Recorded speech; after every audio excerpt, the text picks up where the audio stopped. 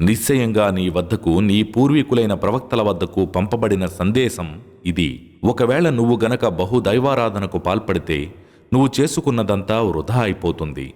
మరి నిశ్చయంగా నువ్వు నష్టపోయిన వారిలో చేరుతావు.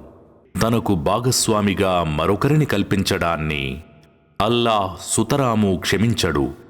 ఇది తప్ప ఆయన తాను కోరిన వారి ఇతర పాపాలను క్షమిస్తాడు. అల్లాహ్కు భాగస్వామ్యం కల్పించినవాడు ఘోర పాపంతో కూడిన కల్పన చేశాడు. ఎవడు అల్లాహ్కు సహవర్తులుగా ఇతరులను కల్పించాడో అలాంటి వాని కోసం అల్లాహ్ స్వర్గాన్ని నిషేధించాడని తెలుసుకోండి. అతని నివాసం నరకాగ్ని. దుర్మార్గులకు సహాయపడేవాడెవడూ ఉండడు. ఎవరు మా ఆయుధలను అసత్యాలని ధిక్కరించి వాటి పట్ల గర్వాతిశయంతో విర్రవీగారో వారి కోసం ఆకాశ ద్వారాలు తెరువబడవు.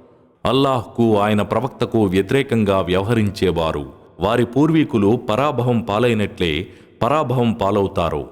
నిశ్చయంగా మేము స్పష్టమైన నిదర్శనాలను అవతరింపజేసి ఉన్నాము. అవిశ్వాసులకు అవమానకరమైన శిక్ష తథ్యం. ఎవరైతే అల్లాహ్ పట్ల ఆయన ప్రవక్త పట్ల వైరవైఖరిగా అవలంబిస్తారో వారు అత్యంత ఎక్కువగా పరాభవం పాలయ్యే వారిలో ఉంటారు.